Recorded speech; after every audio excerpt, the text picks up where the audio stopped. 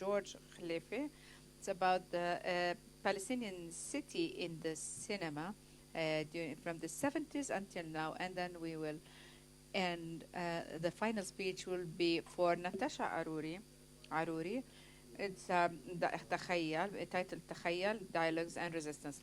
Allow me at the beginning to just introduce for these presentations, just to describe one way or another about this. This session, it would be about the artistic and cultural interventions and lives. And the artistic and cultural conventional traditions that were to describe and express the Palestinian identity, especially during the 60s until the 90s, it gained eligibility. Even more conservative communities were following it, and it addressed the hearts of people. And one of those most figures were about practicing about different types of cultures. One of the most artistic ways in expressing about the identity and connectivity to land, resistance, harmonization, and everything, they were expressed in these different artistic forms. Most artistic forms that were related to the Palestinian idea were known for their concrete connection to the different and most conservative cultures. And it's actually, we cannot forget that many of the components of the Palestinian ID and its symbols were related or symbolized by the Palestinian village and its peasants, in which the occupation have destroyed its symbols. And which has made on changing, or that has changed its characteristics. And when the battle on the geography and history together, the Palestinian narrative focused on all components of the Palestinian ID, and it's so all expressive, conventional expressive ways like popular music, dabka, popular singing, and storytelling, and the embroidery, and other artistic methods that would glorify the Palestinian land and the awareness of its people. And they have given this a lot of support from the different institutions over the years of resistance, which has given it a big context, a higher context that wouldn't be held accountable or questioned. The Palestinian thobe, the olive tree, have gained the highest symbolic rate. And one of the most common popular expressions in preserving and maintaining the collective memory and establishing the Palestinian identity was to express individually and to express it collectively in different ways, in a way that criticized those who have produced them. And in this regard, we can really see in an important way how these forms can have the capacity to criticize and to expand and to express individually about the complexities of a community and of a human. These forms were by nature liberal from the traditional ways, without having to use the conventional, or to revert back to the conventional ways of expression within the work elements, or to carry on the collective concerns in addition to its basic capacity to express the concerns of an individual, and so on. cultural aspect in Palestine have witnessed during the past 2 decades a change and a shift. And the Oslo Accord was a pivotal point in this regard, since it has somehow this fragmented, cut off the Palestinian discourse, and have put a way where Palestinian, different Palestinian contexts followed. And this had harmed the Palestinian identity on one hand, and it had expressed the narrative in another way. The absence of having a clear, unified narrative have suffered from what was called the conservative form in a way. It became more rebellious on the Palestinian context in the discourse on one hand. The new generation started to search for their own ways of and tools of expressions, and their ways were more challenging, more bold in giving their questions. So this time came with the eruption of a big number of new institutions that are politically independent and that have taken the city as their center and have sponsored all the new artistic practices that were led by the youth. That was the only one advantage of Oslo, this openness to the world and to the openness to a wide horizon of practices. Accordingly, there were new patterns that were created related to questions posed by the new generation and by the experience of the new institutions that were faced by the challenges in the region. And in this regard, we can follow up the repositioning of a city in art, in culture, and in cultural practices that are done by creative people, or artists in cinema, in music, and so there is a recycling even to the past. The previous productions are being recycled and reproduced. So it's a recycling for the old musical productions or the different types of arts. So it's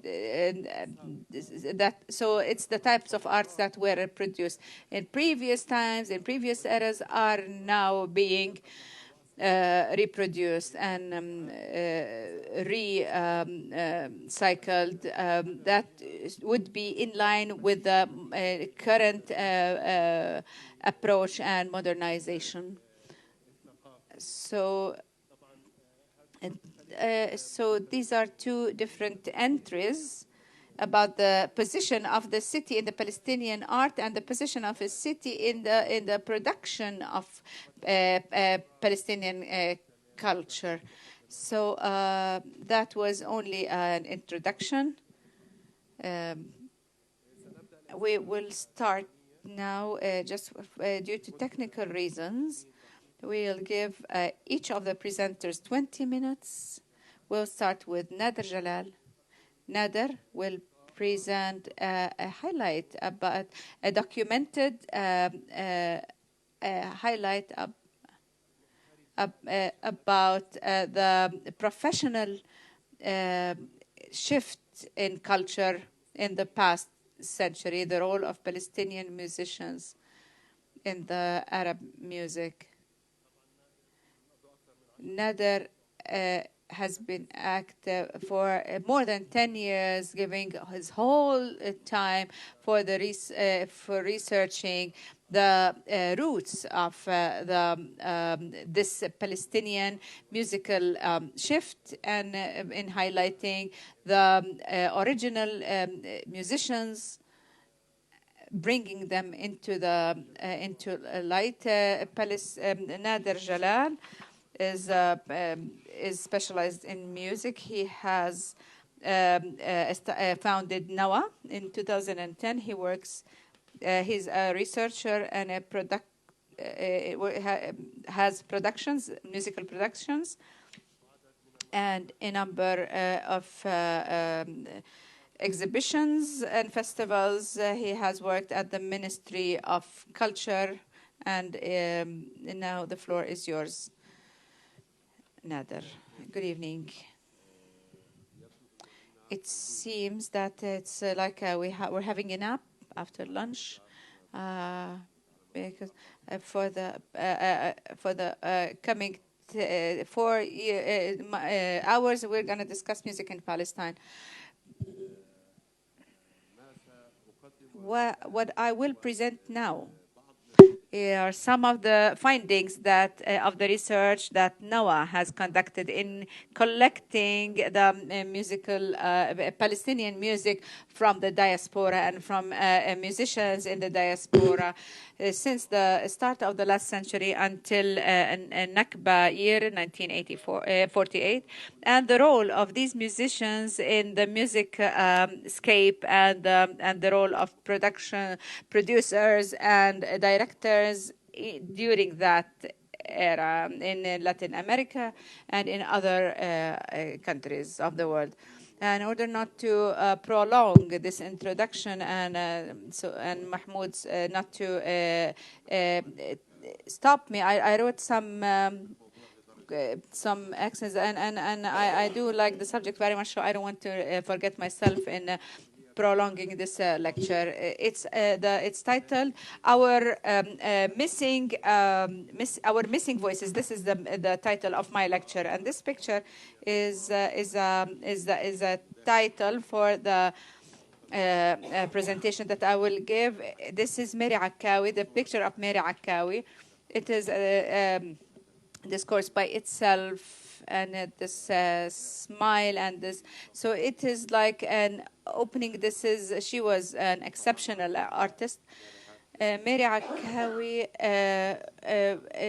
just wanted to introduce Mary Akkawi. Palestine was influenced early enough by the musical revolution. That's base was in Cairo during the second quarter of the 19th century by Abdel Hamouli and Sheikh Abdel Halim Masloub and Uthman and others who have started to form the features of the feature of the Arabic music. And these recordings were not recorded because there was no recordings then, so they've the students have transferred to us or transferred these recordings to us after 2003, like Sayyid Safti, Salam Hajawza, and Yusuf al-Manialawi and other names, until we reached to Sayyid Darwish and Zakaria Ahmad, and then Kulthum Abdul Wahab and Muhammad Abdul Muttalib and other names. So the recordings that went through the Arab world were first in 1903 have facilitated this process of getting this Arabic music in the old century. So geographically, because Palestine was in a strategic place and a location, and because Palestinians were vibrant in this regard, they received these productions and started having their influence. Their influence was seen on the Palestinian people, and then we started to see new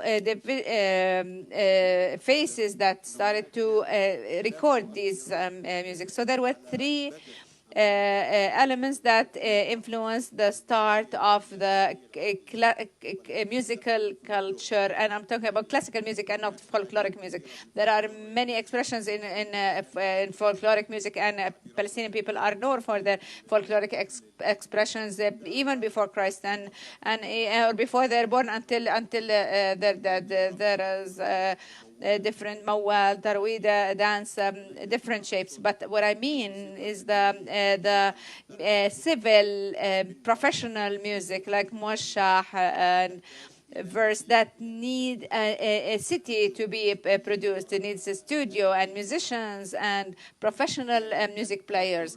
So the early influenced by Palestinians or by Palestine in this music that was very early. It started with gramophone and having the discs, and rich families in Palestine started purchasing this gramophone and bought the recordings that used to be produced first in Egypt and then in Egypt. The second influence was about because of the location, the central location of Palestine, because Egypt was the center of music productions, and then it was central between Morocco and the Levant. So it was important for every musician who wanted to move from Egypt to Aleppo had to go through Palestine. So they would give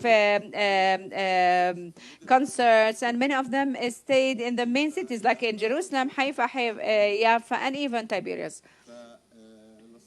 So we can here see that there's a poster of Kulthum. She held 3 concerts in Haifa, Jerusalem, and Jaffa. It was in 1927. That was one of her concerts. And one of the main figures in violin as a violin player, and he introduced the violin in the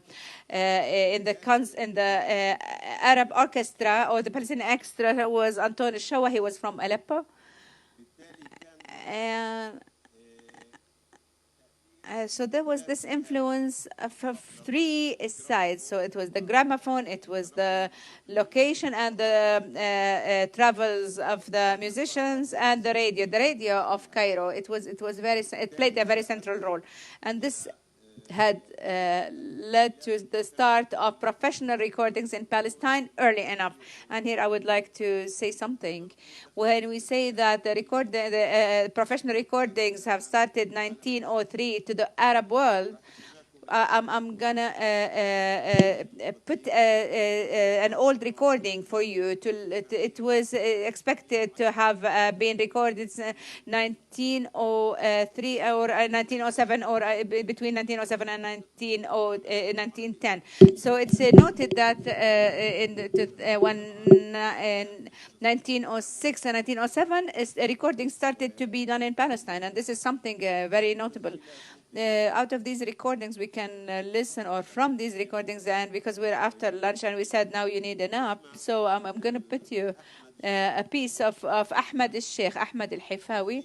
This is a very early recording for a disc in Palestine. It's a very old disc, so can we raise the sound?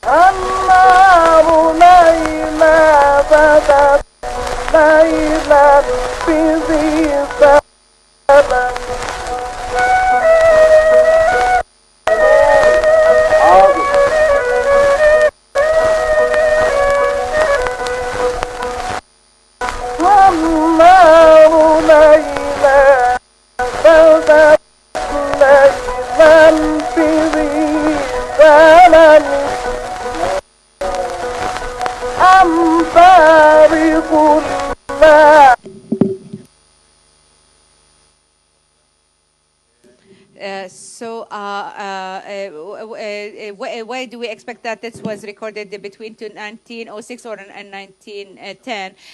One of the music players was Antoine Sawa.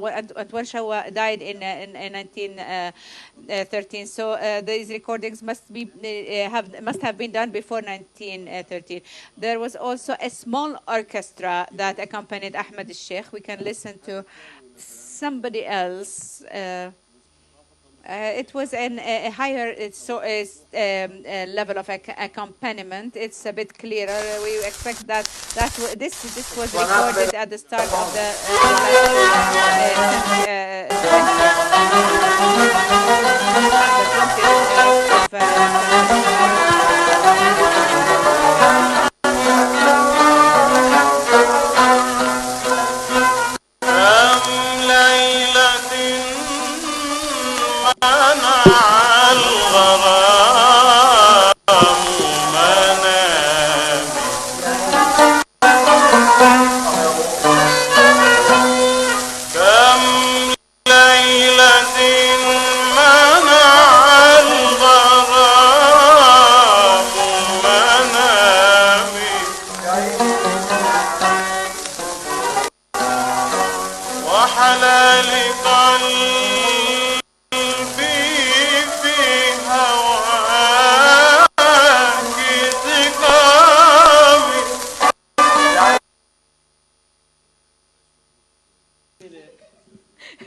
Well,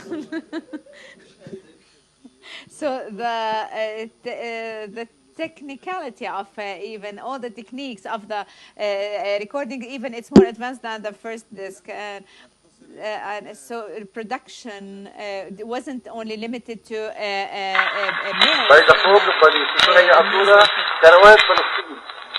So Thuraya Qadoura was the Palestine's bird, singing bird.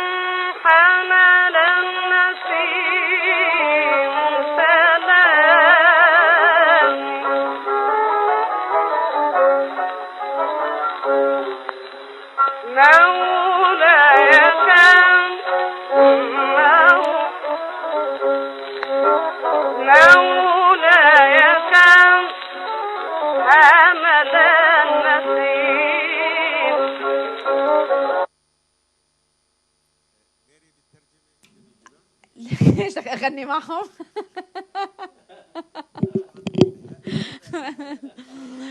So this early production in Palestine has the base of many issues, and it was an indicator to the activity that used to take place in many fields related to music, in poetry, in activities in general. So I've used some of the posters. There was a tribute for Gibran Khalil Gibran in Palestine. It was in the 30s. Of last century, there was the cinema Al Carmel. These posters were posted before 1936. So what I mean is that this is the advancement or the development of the musical state in Palestine. It has undergone three levels before the recordings, before having the the Palestinian recordings, professional recordings, until 1936. But now, what happened in 1936 until 1948? There was another leap, different leap, and from 1948 after the Nakba, there were other productions, which is the musical, the diaspora music, who carried along their dreams and their hopes. So this part of this musical activity and the accompaniment activity.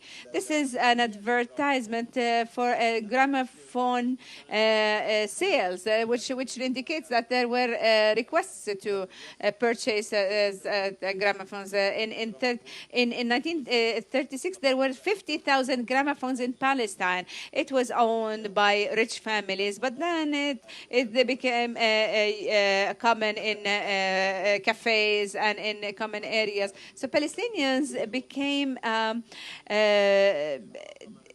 subject to seeing all these musical instruments, and they started asking for them in all forms of Arabic music. In 1936, the first radio broadcast was founded in Palestine. It was founded by the British mandate for different reasons, but the staff that used to work in that broadcast radio station, Ibrahim Tuqan, was the head of the Arab section, and then Ajaj Wahed and Azmi al-Shashibi. They were ones of those who served in this regard, this sphere, in order to sponsor it to Palestinian people. It was the start of a clearer formation for the musical life. This radio station worked on more than one field, but this is the musical part. This is Isam Hamad in 1936.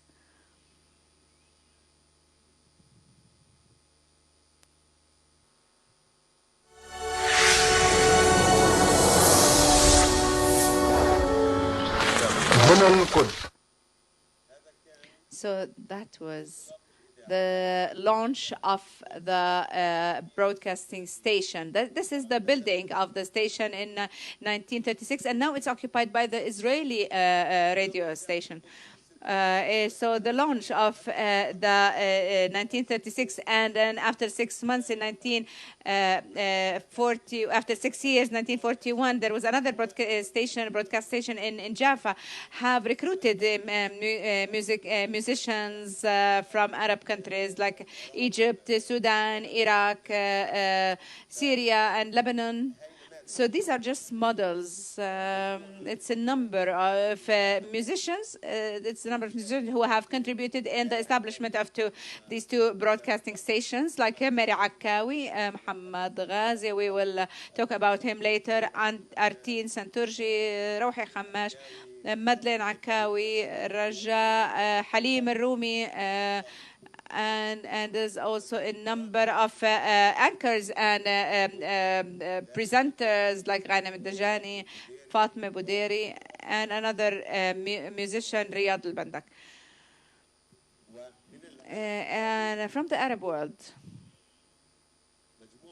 there was a big number of musicians who have started, or their fame and their debut started in Palestine, like Farid Al-Atrash. In 1939, he recorded his first song, which had he was famed famed him like Ya Reitni Tir La Tir Hawalik. It was his first. It was his debutant song. Ali Darwish. Every picture has a story, but our time is very limited to discuss them all. Ali Darwish is one of the most prominent legends in the Arab music. He and Rouh al-Khamash used to reside in Jaffa. And Muhammad Abdul Muttalib, he said in one interview, he said, I became famous in Egypt after I sang in Palestine. So he was and one of the most famous bouzuk players in the Arab world was Muhammad Abdul Karim. He lived in the 20th of the past century in Palestine. Abd Filimon Wahb and Basil Tarwa, Noor Dakash, who sang Aminti Billah. It was recorded in Jaffa. Mary Jubran and Elia Baida. And hundreds and tens of other names. These are just models. Here we can discuss this more. Omar Faqir, one of the most famous qanun players. He was from Syria. He came to Jaffa in 1919, and then he went back to Syria, and then he told his wife, I just discovered where heaven is. So he came back with his wife and lived in Jaffa, and then he left again to 1947 to Amman, and he went and he stayed in Amman until he died. He was awaiting his return to Jaffa, but it never happened. So every picture of these pictures have a story that is linked to something, to how the musical life in Palestine had attracted these musicians in Palestine, and Palestinian musicians and Arab musicians. This activity must have it has attributed to the development of the infrastructure. This is Al Hamra Theater, and in Jerusalem. I only have 1 minute left, really? Please, I need help, guys. Oh, we will listen now to Rajab al-Akhal. I still have a lot to talk about. Rajab al-Akhal, he is the uncle of the painter and artist Tamam al-Akhal. And he was the accompaniment of Murad Fakir. That was in 1930. This recording was done in 1930. ألا يا بعد لو دام جال البعد وكفاك ما ذاك قلبي بجرح في الهوى شافي. So this broadcasting station of Jerusalem, Huna al-Quds, used to publish a weekly magazine that included the program for the whole week. Until it was still there until 1948. In 1948, this whole project was ended, but it was moved to Beirut. And here it's a long story to talk about it, because one of the main works or impact, one of the main producers in Beirut was Sabri Sharif. Please allow me, Mahmoud, just to talk about this as a model, because there's a number of directors who have helped in this. In 1936, the Quds broadcast station has sent musicians in scholarships to continue their musical studies and come back to the Al-Quds broadcast station, and this have changed the way musicians started to play music, or because they were now certified, and they became known. And then in 1948, when these musicians were dispersed throughout the Arab world, they started to benefit others, because they've gained this experience throughout 14 years of work. They were the nucleus for the establishment of some stations in Jordan, in Lebanon, even in Berlin. Sabri Sharif was the head of a broadcast station in the Near East, and he started reading some theory about music revolution, and then he read this book about how to use the European heritage and to convert it into music that would be played by big orchestras. So he went to Egypt and contracted 2 musicians. One of them was Abdul Halim bin Wera, who is well-known, and he was the founder of the Moshahat orchestra, and Midhat Asim, who have also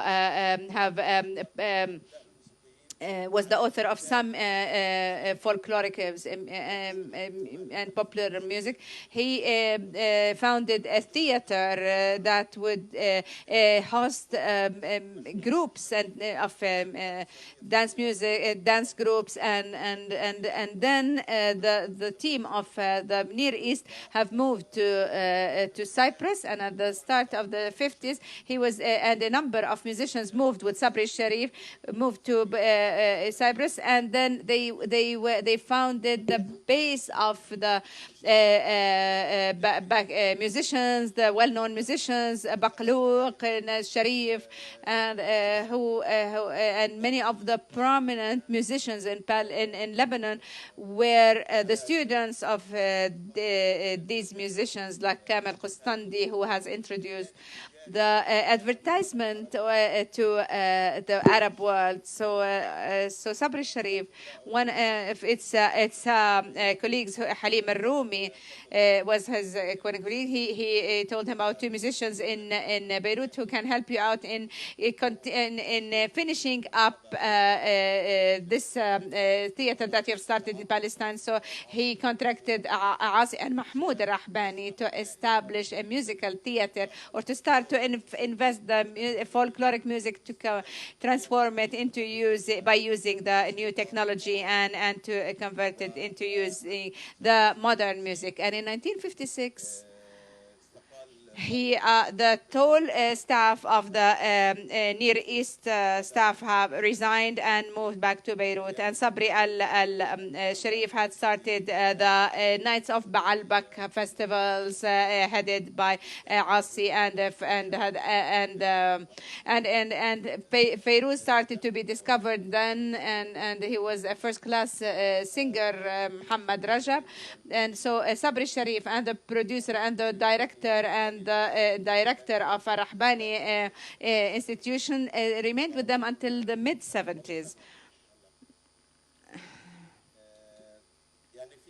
So there's a lot to tell concerning music in Palestine. In Nawa, we collected as much as we could of this archive. We claim that we have a very important archive. We have produced 3 albums in this regard. One for Rawhi al-Khammash, and it is one of the first albums in the musical library in Palestine. And then the second production was about Muhammad Ghazi.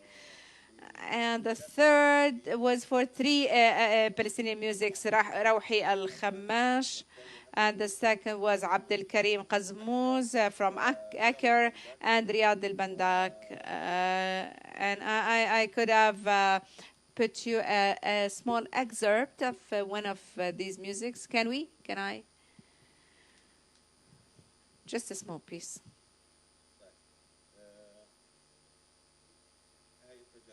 So these are other productions, and thank you very much.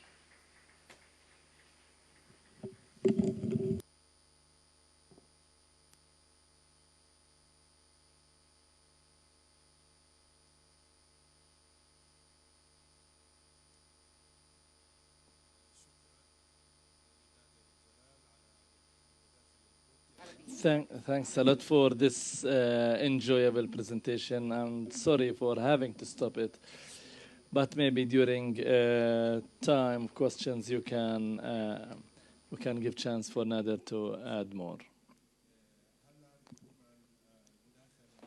Now with the next presentation, with Mr. George Khalifi. George will speak about the Palestinian city in the cinema since the 80s until this day. George is a cinema producer. He studied cinema at in Belgium. He wrote a number of TV documentaries and series, and he wrote a book about Palestinian memory and many other studies and research, and he taught at different institutions such as Al-Quds University and the Hebrew University and Sam Spiegel School and the Dar al-Kalima College. George is also part, or he joins different international committees on this cinema. Starting from 80s, particularly 1980s.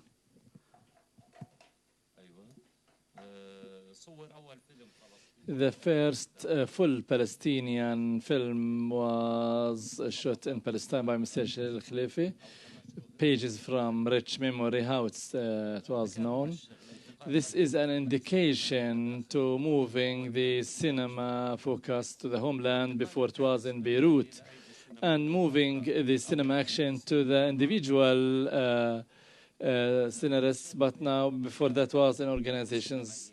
Michel Khalifi was an individual.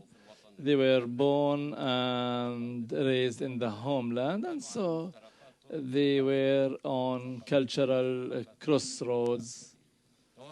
They had new opportunities to look and consider their situation, and they wanted to build their own reality from the land, from the real, their reality, where the time comes and the city is. Michel Khalifa wanted to discover the Palestinian reality that was threatened with being absent. The camera, Michel Khalifa, starts from the home, from the residence to the Hakura, to the, as you mentioned, to the village with its domes and terraces, and to the horizon, as if it is retrieving the Palestinian reality that was occupied at that time and it was being absented. In his films, the land is the homeland is the land, and it's a symbol of the homeland. And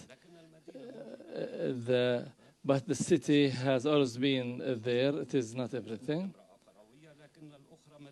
But the other one is from Nablus, Sahar Khalifa. Sahar married early, and later on, when she wanted to build herself, and this was in contradiction with the vision of the husband, she got divorced. And she joined the university, she got the BA, and she started working at the university and continuing with her education. When the film was shot, she issued her 2 novels and prepared the 3rd novel to be published, but she had to fiercely face her community, which is the city, and hence comes the city in the film as a testimony to the indigeneity, and where the camera shows her in slow panoramic views, showing all the details. We see the first scene. The film is old, but this is the panorama that you can delves deep into the Palestinian city.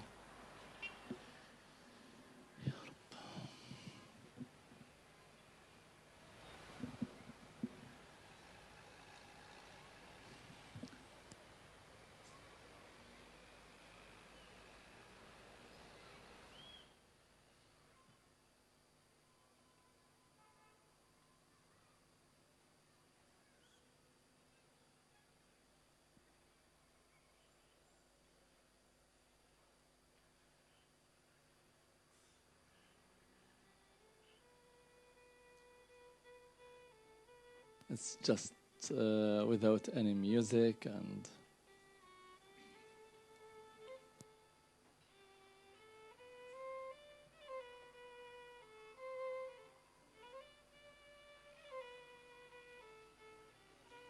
it shows you all the details of the city and the local context and and practically this is the first time they shoot in a Palestinian city.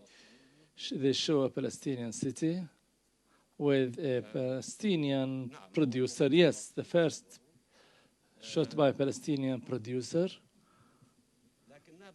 But Nablus also is the social norm that Sahar had to fiercely face, and also it's a place for the intimate memories that she had to show. So this is one of the revelations of the Palestinian city, as Sahar mentioned. Please show us number 2, scene number 2.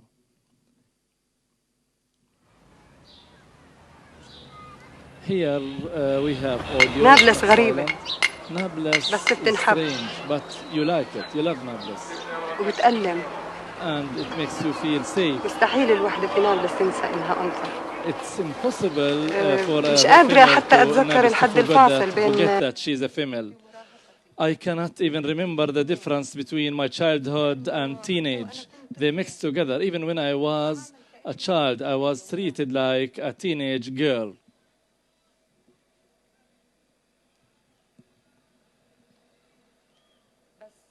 But it's difficult for a divorced lady to find her way. It's difficult. She is supposed to have a tough system for her life until people take her seriously. You smile, say words, or any joke, it will be interpreted in a weird way, different weird ways. But at the same time, when someone has a tragedy in Nablus, you'll find everyone around them in solidarity. And when they have a happy occasion, you'll find people around you. In Nablus, you are never lonely.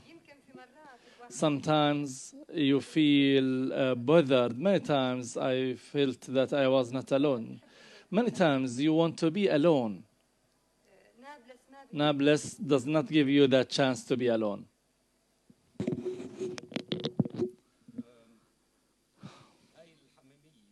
This intimacy that she's speaking about,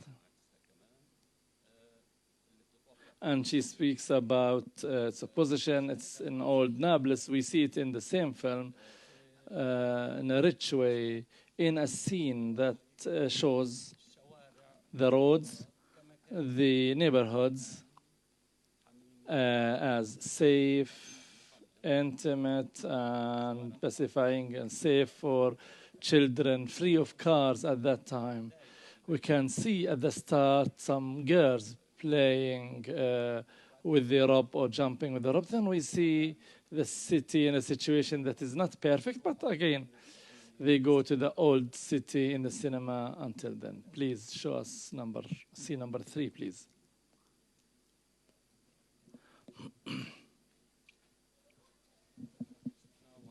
The girls that we saw and we hear them.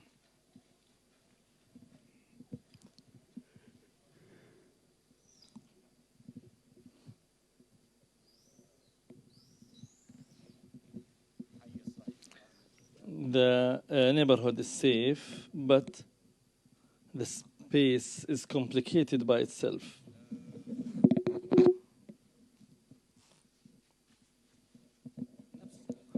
The same safe town here or Nablus or elsewhere after 2 decades will be shown in a Michel Khalifi film called Zindiq, where it turns its back to its sons, where they live their childhood, and practically it's going to be a small model reflecting the Palestinian situation in general. The city in dictionaries, it's the residential place that provides the minimum number of population, different from one state to another or context to another, with the infrastructure for and amenities for the residents, with the local council and different professions and agriculture, industry, and businesses.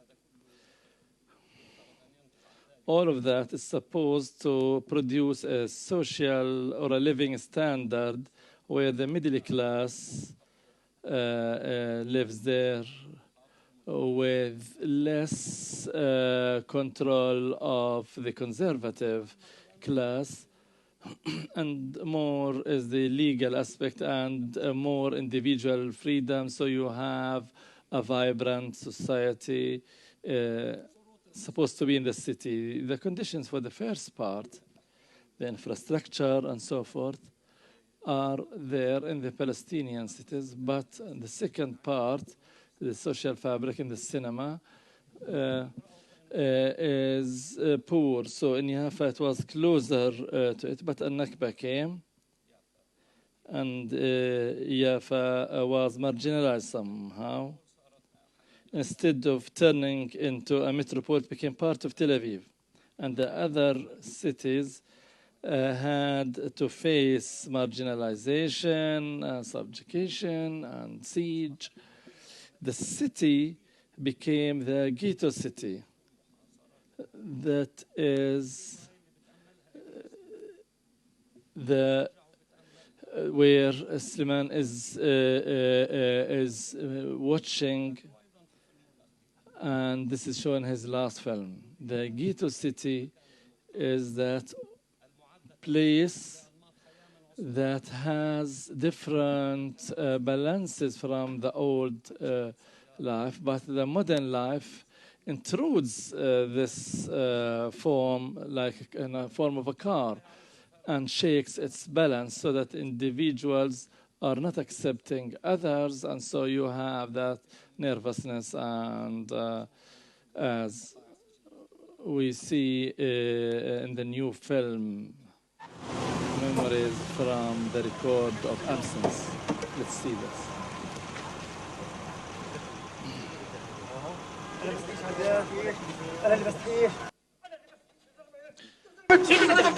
You say I don't feel ashamed? Are you accusing me that I don't feel ashamed?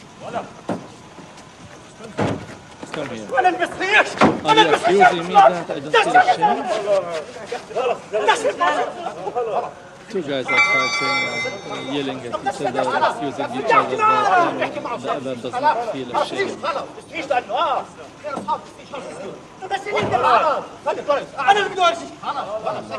threatening him that I'll show you what I'm going to do. Come on, enough of that, enough of this fight.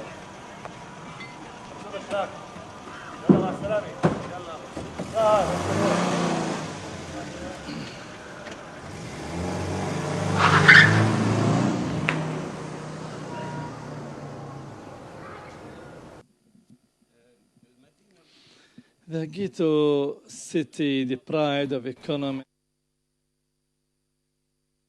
earning a living, most of its labor force leaves it every day to where job opportunities are available. So it's more of a hotel city. Streets are empty except of tourists. Then tourists also deserted. Then time passes really slow. Number 6, please.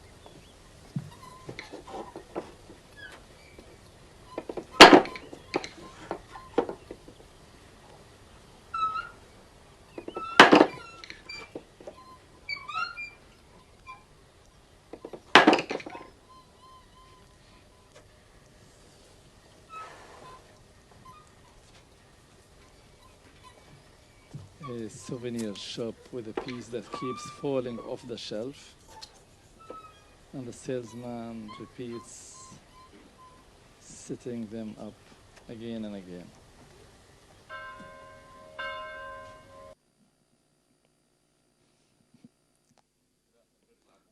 Then it falls again.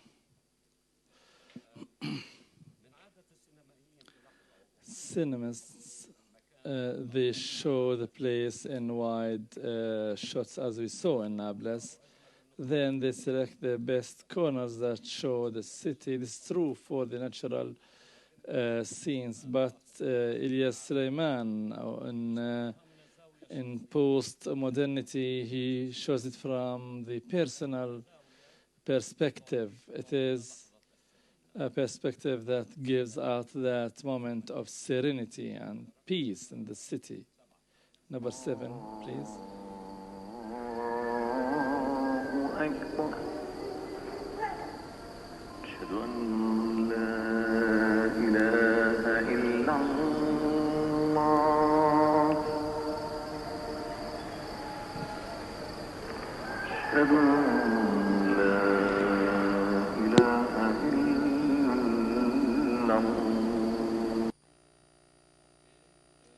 Thank you.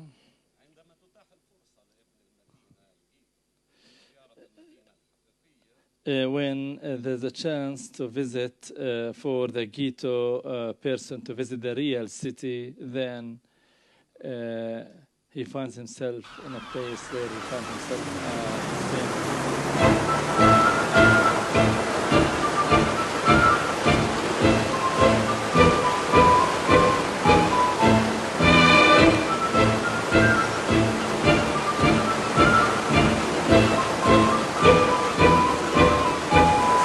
Standing near a fountain in Tel Aviv.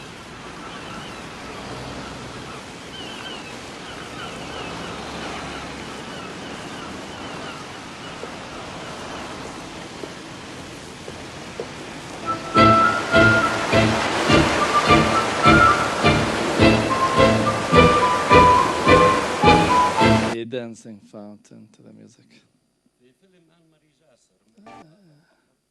And Mary Jasser film called The Salt of the Sea. She's back, determined to get the rights of her grandfather, who lost during a Nakba his saving account that was taken by the bank and his house in Old Jaffa.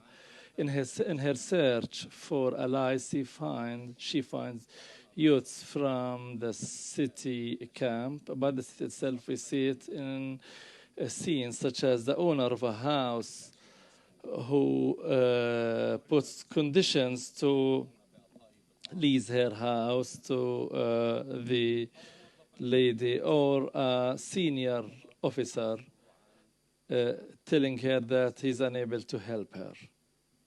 هي انولدت 1921. She was born in 1921 and he was born in 1918.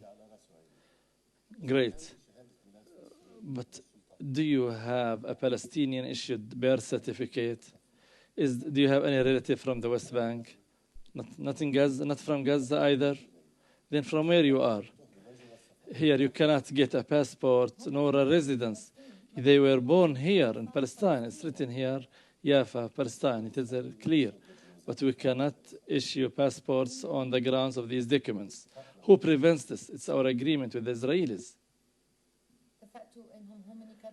You agree that they decide if I am a Palestinian or not?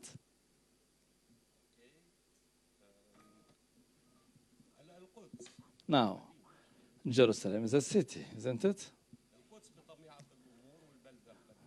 Naturally, especially the old city of Jerusalem is one of the most shown part in the audiovisual, in the films. But cinemas, they show it from the outside, in shots where the camera goes up to show the larger scene, the general scene, showing Jerusalem not like a living city, but as a holy shrine and as a national symbol. The camera here goes into its roads and neighborhoods, but in rounds like tourism, but mostly from shots from up and to register any settlement attacks or violations against or persecution against the residents.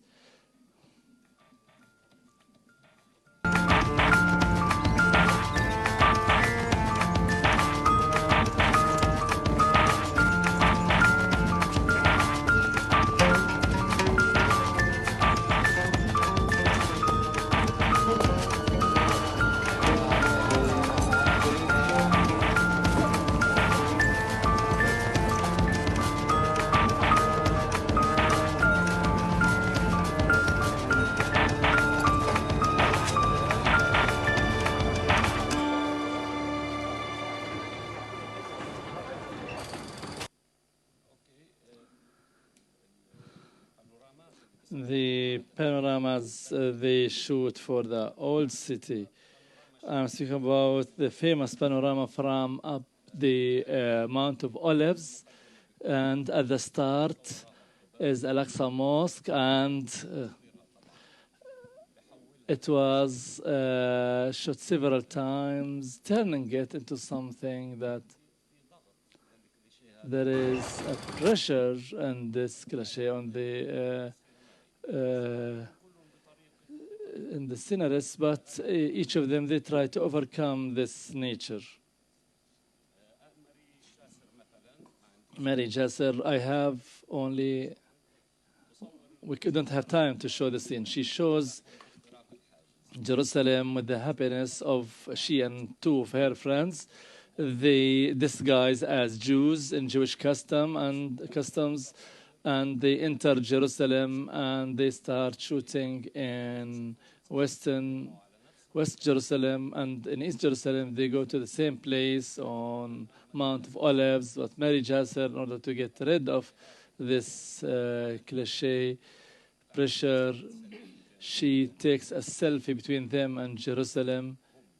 The biggest element are them, and Jerusalem is in the behind. Elias Liman decides to show Jerusalem to us from the same place, from Mount of Olives,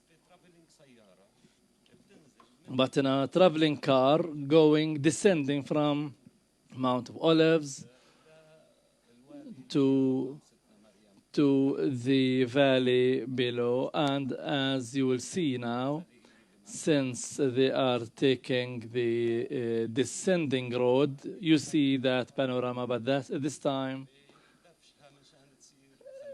it was pushed to be in the backside.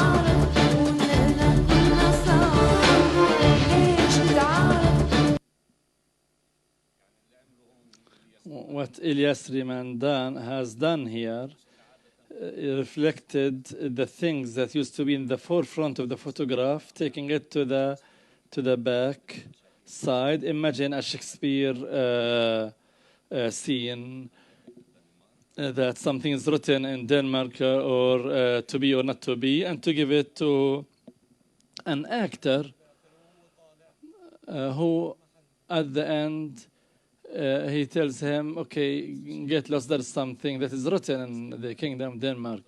Same thing here, when the actor is in a hurry, and he says, okay, to be or not to be, that's the problem, then starts looking for their glasses.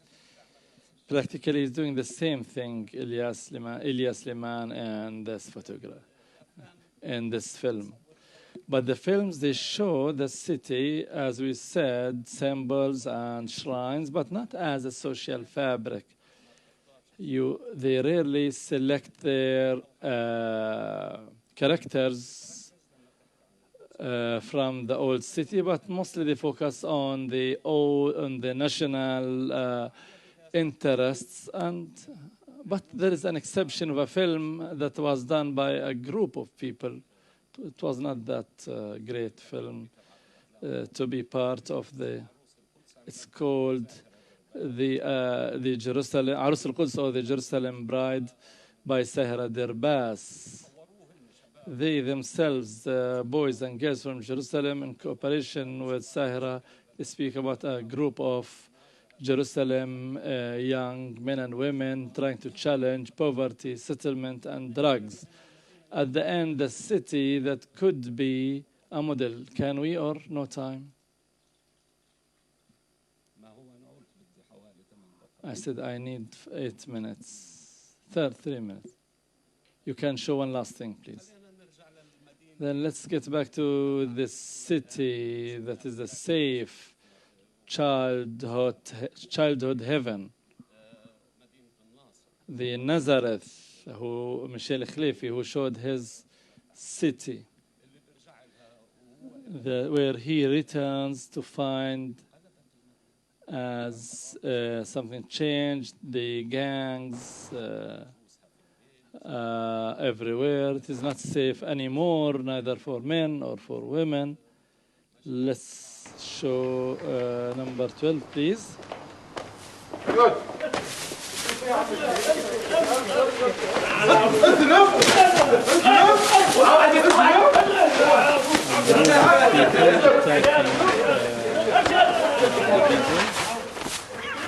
The dark running the way.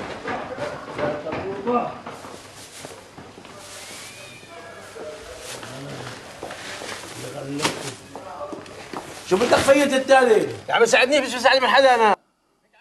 What do you want? I don't need any help. You are a stranger. Don't help me. I don't need your help. Okay. The film was produced in 2009, 2 years after the separation. And practically it starts that when he calls his sister saying that he wants to visit the country, and telling her that he's going to come to the country, but she tells him, don't come. Between two families or clans, one is his clan, so one killed someone from the other clan, so all men are wanted, including himself. But with the passage of years and the change of generations, this starts taking its position as a social fabric in a civil context. And so in this film, she starts focusing on this small ghetto. So Najwa Jabbar is pushing for the conflict between the values of the homeland and the aspirations of the city in her film The Sour and Pomegranate, and in a poem My Villa Tuma, where you smell with bad smell of naphthalene there.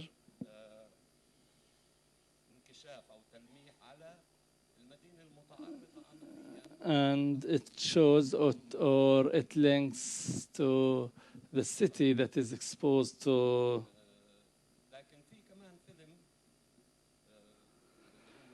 but there is a film that is in the city. There are personal issues that practically you find two people who are facing their crisis at the end of their age with their own concepts. Al-Ja'fari, we didn't speak about him, although he is an important scenarist. He attracts me because he considers the city as an archaeological place in one of his films, at least. And we can see that the camera is moving. It is like censoring the place. It tries to take off the layers, the dust, the sand that are covering him. Practically, it tries to make sure who is this person and to resurrect this person by using photos that with him. I'm not going to talk more about that because due to the shortage of time, maybe if you are going to have questions about this subject in particular, I can answer them. Thank you very much. Thank you very much, George, for this important intervention. Of course, this 20 minutes are not enough for your intervention. Maybe in the questions we are going to highlight more aspects or subjects. Now, the third and last intervention, it is for Natasha Arouri.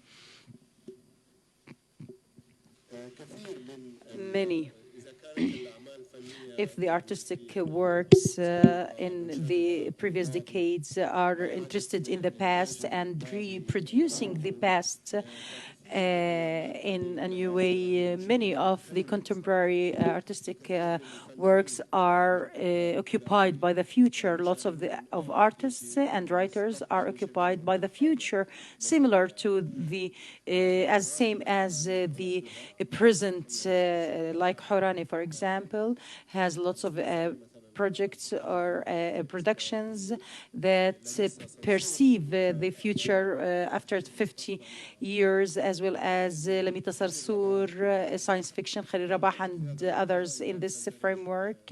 The project of Natasha Arouri is listed, which is under the title of Takhayyul, Dialogue and Resistance.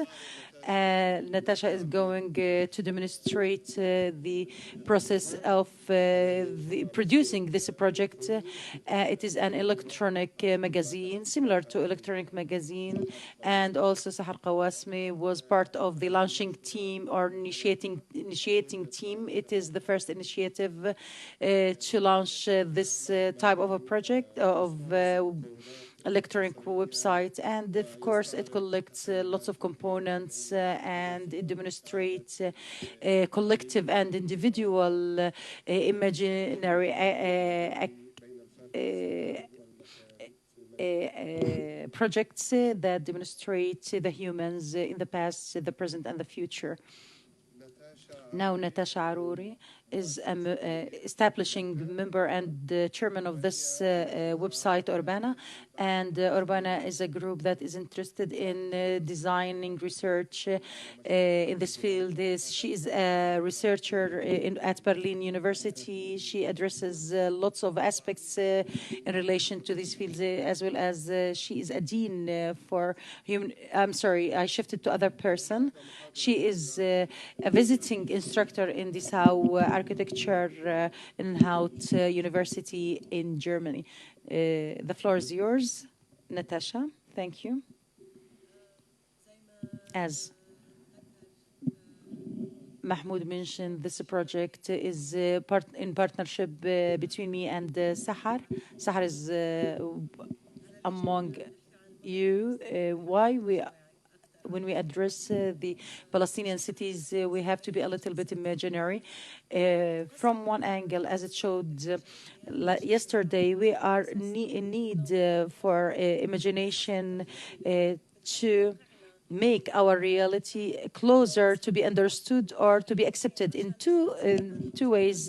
Also to stem lessons learned for a better future when we are talking about imagining the city, whether as architects, artists, or even movie makers. We are addressing a two faces coin. It reflects the needs as well as the current fears by prospecting it from a future point of view and by trying to find irregular solutions that meets the specificity of the situation. And from third angle, if the coin is going to have a third coin, it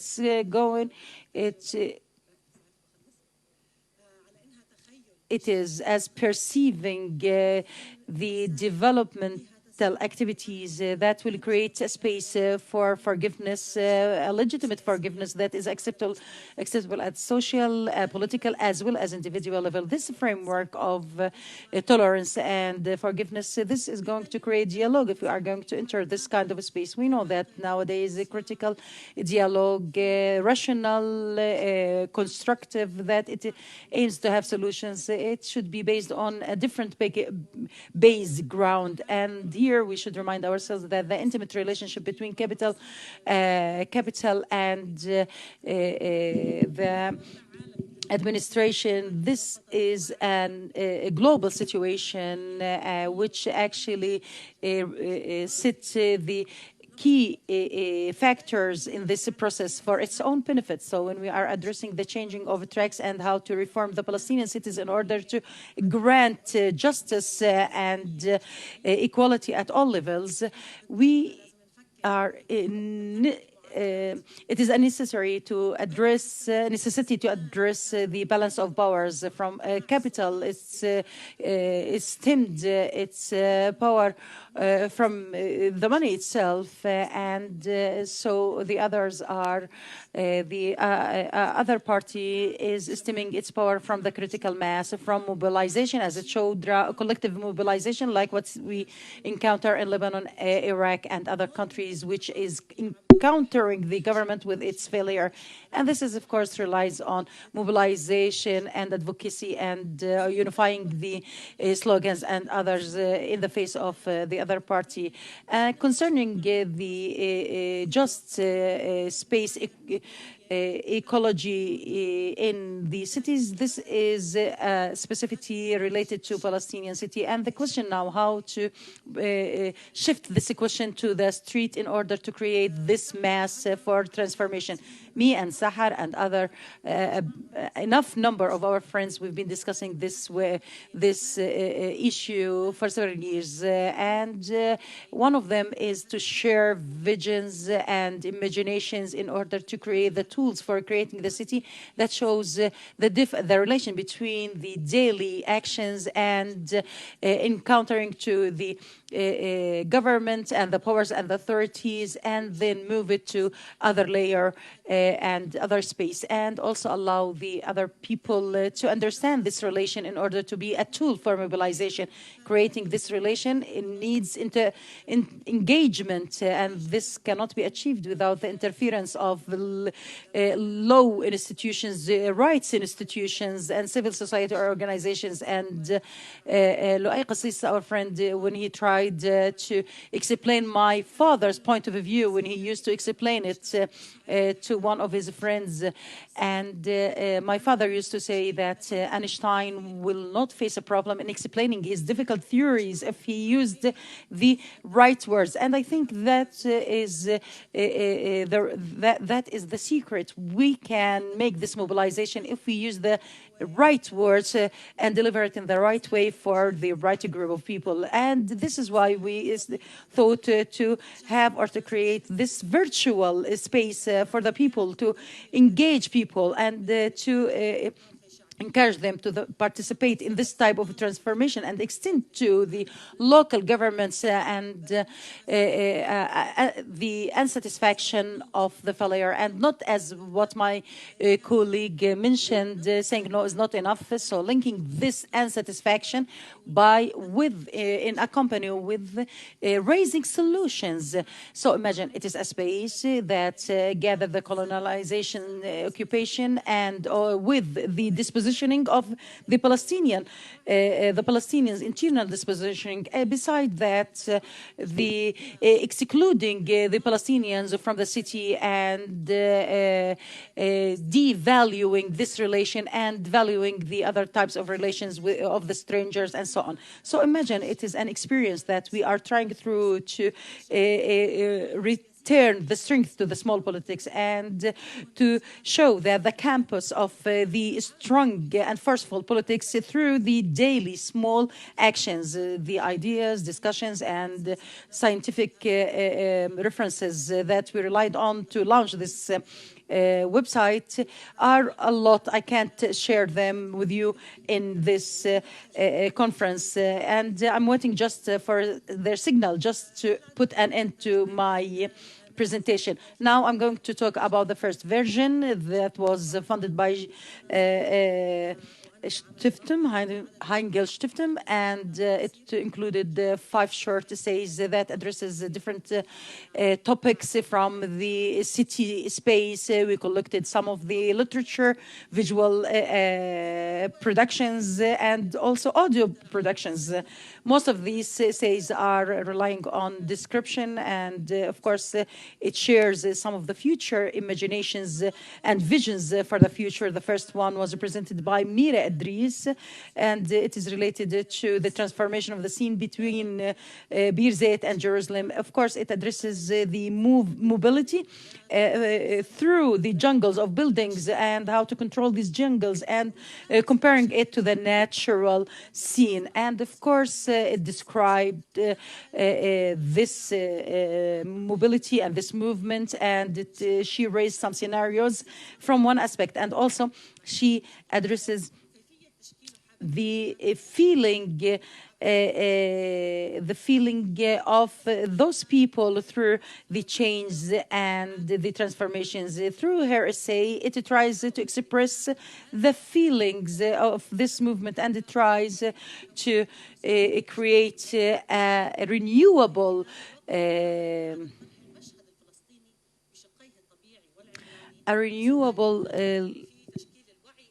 memory, and to raise the awareness for the Palestinians. And of course, this is an open question where the architecture and the ecology and other factors can play a big role in answering these questions for people.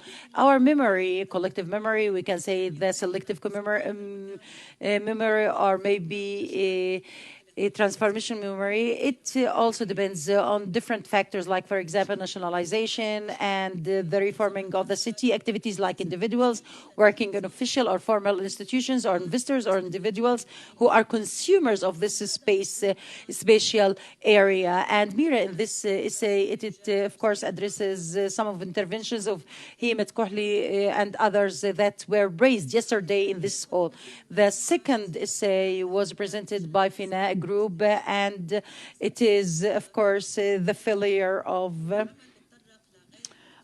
standing still. And in this essay, it says that the contemporary essay and through the observation of the buildings and the ugly face of these buildings, and how the old cities were demolished by the occupation, or through maybe a romantic historic novel. From this introduction, it starts to explore new spaces in these old houses and buildings that were established in 1917, even before that, and after that, even after before the arrival of the Palestinian Authority. It addresses 3 major aspects in the Palestinian cities that are sieged. The first one is limitation of the personal freedom, and also by exporting the individual freedom through religious and social aspects like Ramadan, and forbidding smoking and eating. And the second aspect is the high expenses of renting and buying these buildings, despite the plenty number of it. And this, of course, is part of the scattering of the Palestinian people and the residents of the Palestinian cities. The third issue, it also addresses the social transformation and socio-economic issues, and the alienation feelings by the youth, and how they are relying on these historic buildings in order looking for excitement, and also trying to use drugs in these buildings, like they are longing to the past. And this is the picture that is broken, and it reflects the conflict of the 2 faces of the city. The third essay, it is under a portrait that was presented by George Tadros, a portrait of the city, that it lacks some of the spaces for social activities and building some of social relationships among people and walking tracks and so on. As it shows here, the wings in the picture, and they conducted a survey, a field survey, and it addresses this space, how it is important for those individuals and how they spend time in the city. And George addresses in his essay that people should put an end to their alienation, and they should go to the street directly, and they try to find new relations with the new groups, with the different type. They should try to find new alleys, new streets, and because sometimes people know these alleys, these streets, but they don't think about walking in these streets because they are too old. So George is trying or addresses these issues, the interaction and the space between the people and between these old buildings, make the invisible visible again. And this is very important to show the multi-faces of cities. In some areas it is like Dubai, and in other locations it is very old, and it has people who are buying and selling in the streets. So a city cannot now be gathering people and just city if it doesn't have or hold this type of diversity, and if it does not give a space for dialogue and for critics for this type of differences. The fourth essay addressed Rukab Street model, Isra Asaf and Rehab Abu Khadishi. It concentrates on environment and also creating some, let's say, locations for some locations, like, for example, backyard roofs and for agricultural uses, for farming, and also some places for cleaning the city as dumpsters. This is going to make the city a more welcoming city than just pale stoned buildings. And they are calling for creating this scene, productive and natural scene inside the city, in the daily scene. And spaces. The fifth essay in this version by Javier Tascano, it is under the title 6 Steps to Change Patterns to Strength. This essay started from, or launched from, a philosophical point of view, neglecting numbers and scientific issues. He called it labeling agro-resistance. And according to this philosophy, it relies on active social knowledge, where it connects the interests and use values with the social values in a renewable dynamic. And the role of the information and supporting the triangle of space, time, and agricultural production. Khafir built that this can be a kind of agro-resistance through changing the consumption patterns and improving the relation between the producer and the consumer. He concentrated also on the subject of water in a practical a counter-practical activity. What my colleague mentioned yesterday, that ignorance is a bliss.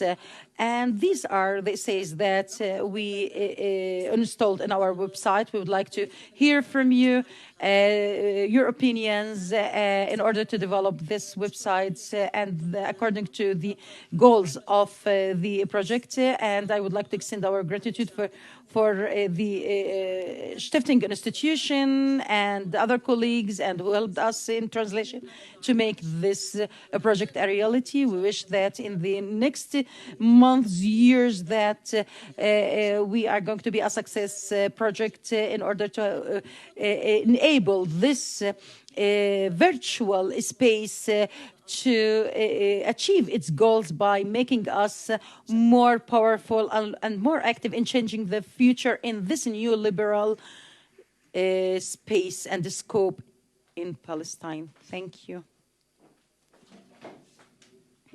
Use the mic. Use the mic. لا فيش ميكروفون لا.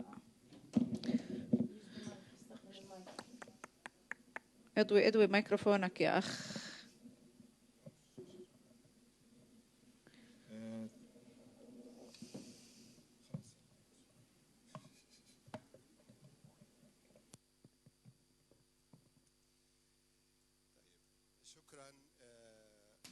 Thank you. Thank you, Nader Jalal, George Khalifa, and Natasha for the speeches. This was a very big and complex topic. So the perspective that we could discuss here on this artistic field will lead to different results. For instance, if we discuss this issue from the point of view of the theater, this would take us to other areas, other dimensions, and or for the visual arts or graphics.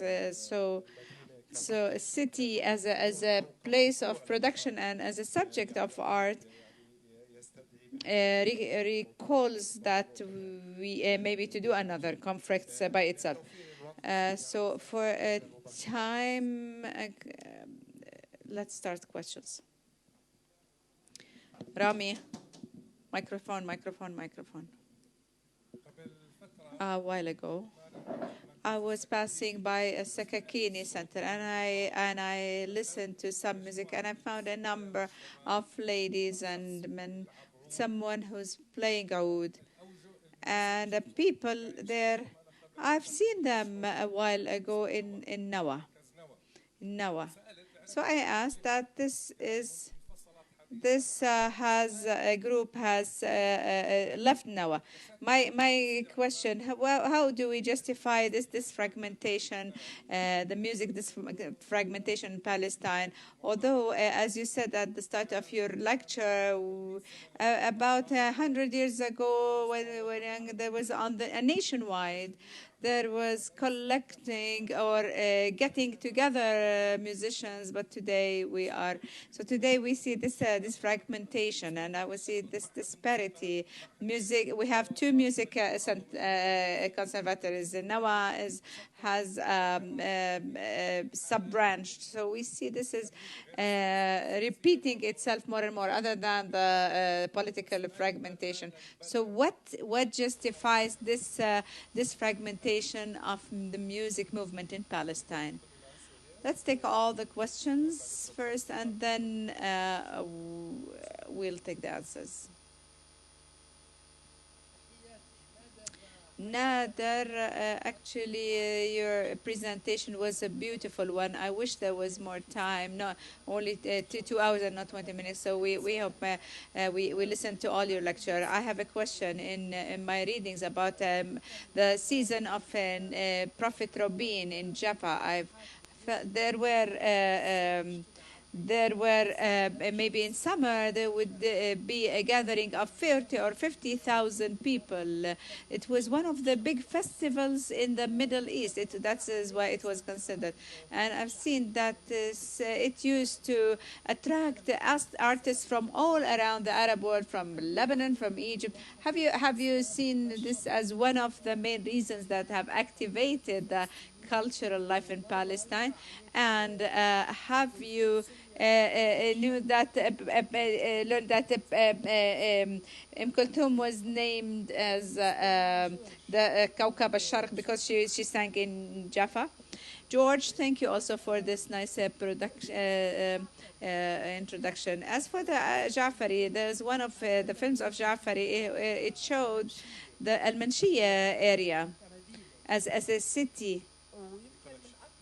And it's maybe one of the archives that I've noted. We know that Manchinia is now destroyed. So wish you showed us this. It's very important as a city in Jaffa. It was an area in Jaffa. So, and in both films, Jaffa was portrayed. Thank you. As for the singing and the impact of Palestinians on musicians, and I don't believe it was in music only, it was in cinema as well. So one of the first films were done in Palestine by Lama brothers. And I believe that I want to ask you another, is there an influence of the Arab music, the violin music on the music later on the Arab music, Palestinian music later on? Also, has the Palestinian director succeeded in transferring the reality of the Palestinian city into music? Natasha, there is a strong relationship between the cinema and the urban design. Both design the city, the urbanist designs the city, and also how they organize the scenes in a cinema. So the scene in a cinema should be like an urban one. So is there a relationship that you see in the Palestinian cinema in order to establish a spatial scene?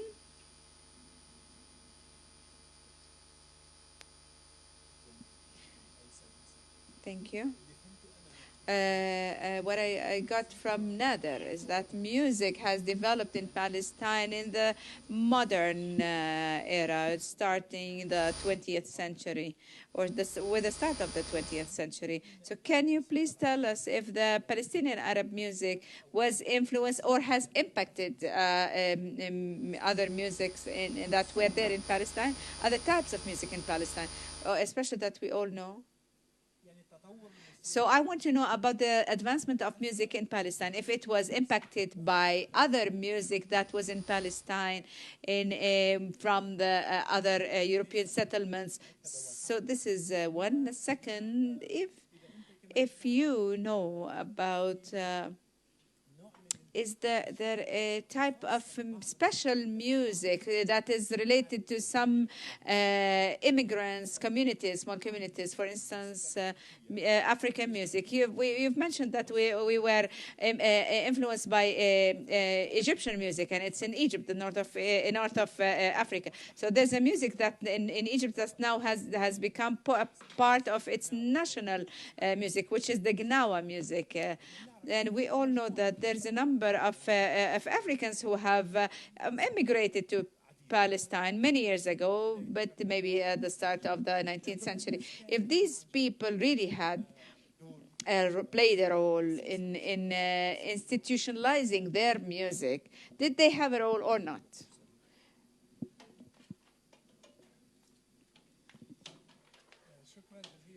Thank you. My question is to Nader. The presentation is really rich, and I would like to get an answer from you about something. And I got this impression, I might be mistaken, that Palestine was never distinguished for its musical production as much as it was known for the it was like rhetoric. It would present music to others, to strangers, but local musicians, they did presentations, personalized music from others. So if we look at small countries like Lebanon and Tunisia, we notice that they have rich production that's not found in Palestine. And I might be mistaken, but can you please clarify this point? Any other questions?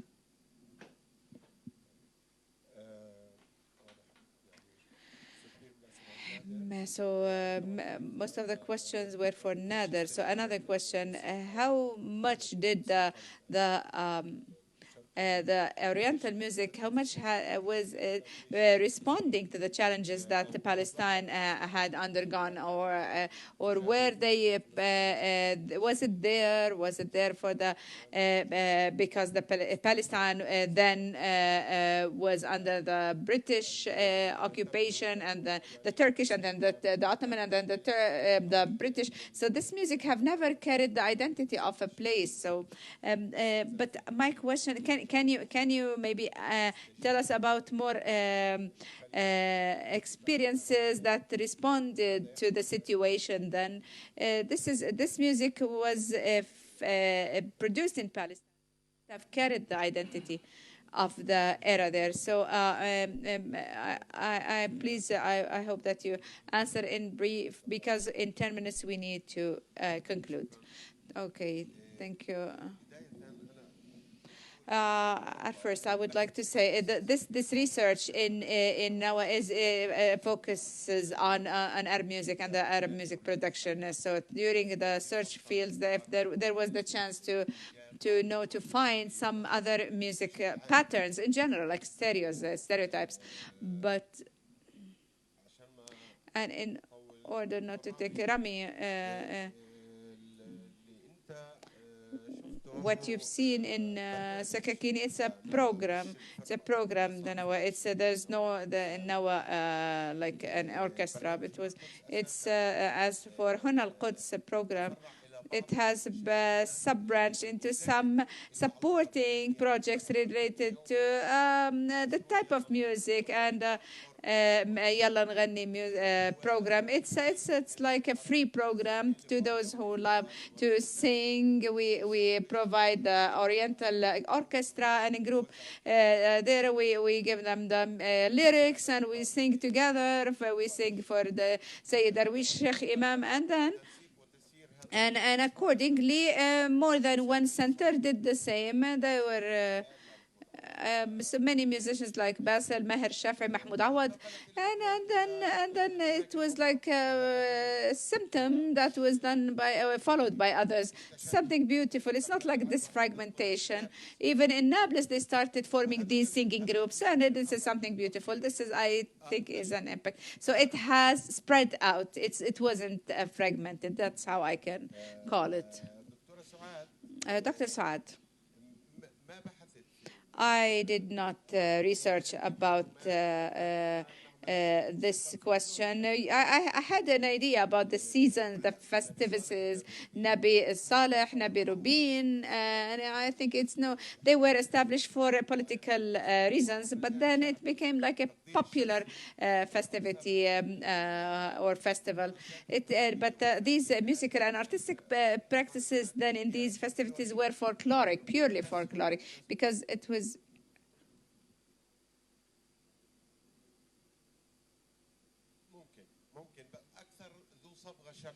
but it was more popular. I have no clue. I did not dig into this in depth, and I didn't have a link throughout these past 10 years to lead me to a certain artist or a singer that are related to Nabi Rubin or Nabi Saleh. Maybe in the future, I don't know. But the research that we're conducting, it's not like we go to a library or a special place where we find recordings or Palestinian singers. It's purely field research, and we run from house to house. And I've met Dr. Salim in Beirut while I was meeting someone and his uncle used to, Dr. Saad told me once that Dr. Salim's uncle used to record, so we would take the camera and we go and check for them, and we would look for unpublished lyrics or songs, because the diaspora was so dangerous that many archives have been lost and have gone. And at times we have really to thank those who maintained or reserved these archives, and we had to buy them for big amounts. As for Kawkab al-Sharq, Kulthum, she was given this name by a lady from Haifa, from Al-Fahum family. As for the Canaanite music, I don't know. I believe there are some pictures, maybe some illustrations in some caves, about some music players, old. It's al-mijwaz, it's a very old music instrument in Palestine. But in the Arab world, when I said that at the start of this speech, when I said that the Arab music revolution, which has started since the middle of the 19th century, is new. But before that era, we don't have actually any recordings or any information. But and we know that the music cycle goes into ups and downs and bumps. But what we felt it's influence from the start of the 19th century. I don't know if the Canaanites had anything to do with that. Actually, I have no clue. But just to be honest with you. As for that, Palestine was influenced by the international or world music, universal music. Yes, of course. There were 3 orchestras in Jaffa, and we have recorders for them since in the 1930s. In 1943, there we had a Philharmonic Orchestra of. It was the Palestinian Philharmonic Orchestra in Jaffa in 1943, and the recordings were for universal and world music, classical music. There are some recordings that I did not mention, like Salvatore Arnita.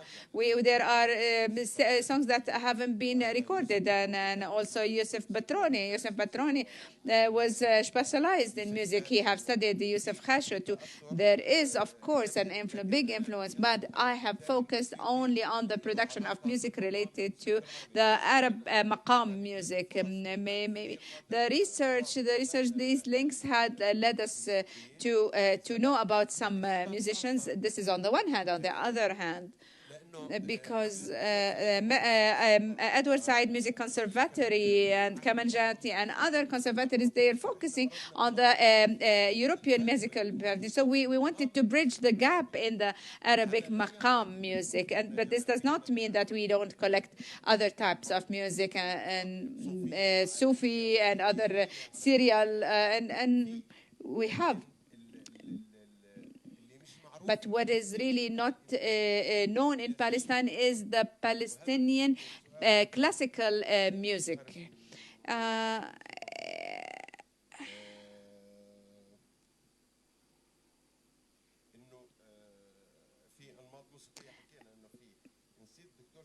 Dr. Salim, you asked me about the music production in Palestine? Okay. The discs, these are only like models, but we have, it's just a sample. We have lots of samples. We have other discs for musicians before 1948, not many though. But you mentioned Beirut. In 1948, there was no significant music production in Beirut. It was more in Palestine, which means that Zaki Nassif, Filmon Wahbe, Tawfiq Basha, and other musicians who, after the Nakba, were the pioneers in the music movement in Lebanon after 1948. But they used to produce in Jaffa, like Elia Baida and others. So the number of discs that we succeeded in collecting were for Lias Awad, Sheikh Ahmed Hifawi, and Mary Akawi, and Raja Hifawiya. These are names from Palestinian cities, and it was purely a Palestinian production. But but I would like to say that the start of the recordings at the start of the century, it seems it weren't like script writers for music. There was like just tuning or finding tunes, writing the tunes, like Ahmed al-Sheikh and Ilyas Awad and a number of artists. After founding the broadcasting station in Al-Quds, Huna Al-Quds, and the Near East, some poets like, they're having some poets like Ibrahim Tuqan and others, they started finding the tunes for, or composing tunes for these lyrics. So, but the recording quality isn't the best, really. There were lyrics that were written in certain occasions. There are songs that were written for the Hajj time or for children. There are very beautiful recordings, and some of them was published. It was the linkage between music to the economic situation. Many musics had to do like marketing oranges in Jaffa. It was like simple words, simple music, but it referred to the relationship between music and the economic situation. So I think, and as in Tunisia is another story. Tunisia was influenced by the Andalusian music more than it was influenced by the Arabic music. So the music was more professional, not only in Tunisia but in Morocco in general and Algiers. So they formed the types of music like emerging between the Tunisian folkloric music and what came out from Andalusia. They came up with a new type, which was called al-manouf, but this wasn't common in the East Arab countries, and so the evidence for that is that the Rahbani's experience was based on the music from outside the Levant. So it's like Dal'una in Aleppo or in Damascus and in Beirut and Ramallah and Jenin. It's one cultural region. That's why the Nakba in Palestine in 1948 was a chance to some institutions, among them the Rahbanis, to cover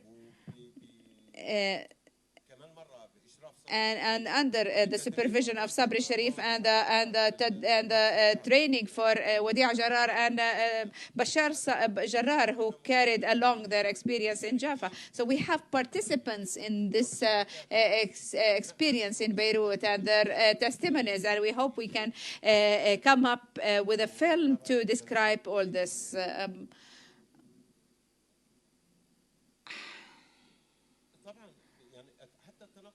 Even there is no, it was the biggest impact of music that was recorded in Egypt. It is the reflection of the music revolution that have started by Dr. Muhammad Athman and Sheikh al-Masloub. But there's another impact that we should not forget is the Aleppo music, which is the second or the most authentic, the bigger incubator for music. Ali Darwish, if we had the chance to listen to Rawhi al-Khammash, he studied in Egypt. He studied by Zakaria. His teacher was Zakaria Ahmad, and Ali Darwish, the Syrian, was his teacher. So he was subject to both sources of this music inheritance, Arab inheritance from Egypt and from Syria, and he have composed his music for both. So this is what we call like he was merging between these two inheritances. Thank you very much.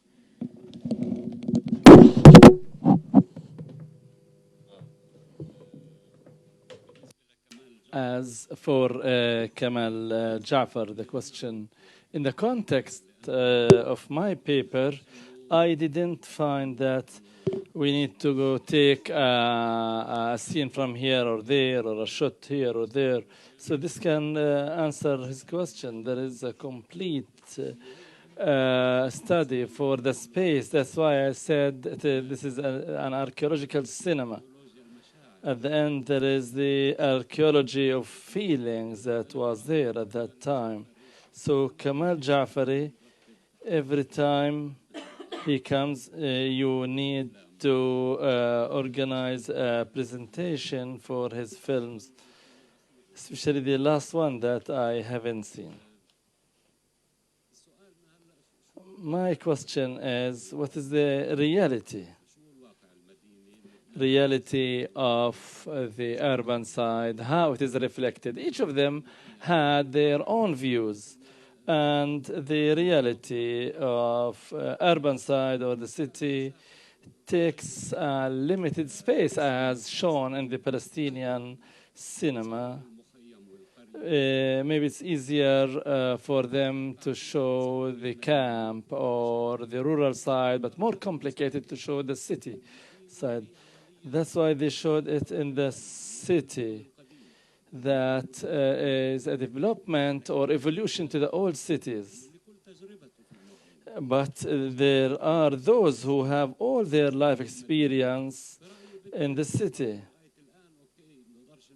So until now, you cannot say that these are the major films, but it will come, by the way, and then we'll see more and more for building the space. I would like to comment on Kamal Ja'fari's film, which is the Recollection. This film, Kamal did not make any shot, and he just simply added voiceovers for around 20 minutes. This film is an archive one, and he saw all the films that were shown. They were shown in the 70s until the 90s, dating for the loss of Jaffa. So he showed Al-Manshiyya areas and other areas there. They were intact. So he rebuilt Jaffa with his own personal relations. Natasha?